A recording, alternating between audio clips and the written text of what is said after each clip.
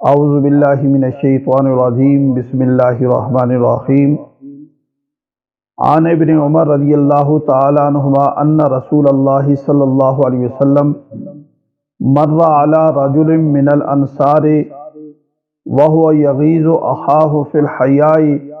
فقال رسول اللہ صلی اللہ علیہ وسلم دعہ فإن الحیاء من الایمان۔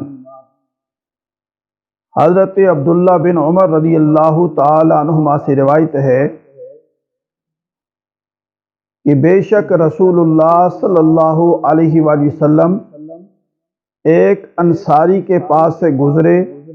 جو اپنے بھائی کو حیا کے بارے میں نصیحت کر رہا ہے، یعنی حیا سے منع کر رہا ہے، تو آپ نے فرمایا کہ اس کو چھوڑ دو، بے شک حیا ایمان سے ہے۔ اس حدیث پاک میں مذکور ہے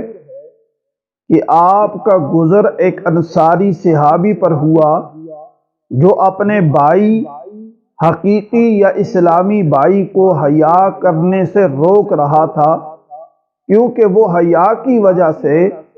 اپنے حقوق اچھی طرح حاصل نہ کر سکتا تھا۔ تو آپ نے انصاری صحابی کو فرمایا اس کو حیا سے منع نہ کر، کیونکہ حیا ایمان ہے۔ بلکہ ایک حدیث شریف میں یہ ہے کہ آپ نے فرمایا ایمان کی 60 یا 70 سے زائد شاخیں ہیں، ان میں افضل کلمہ طیب کا اعتقاد ہے، اور سب سے ادنا راستے میں سے تکلیف دہ چیز کو دور کرنا ہے۔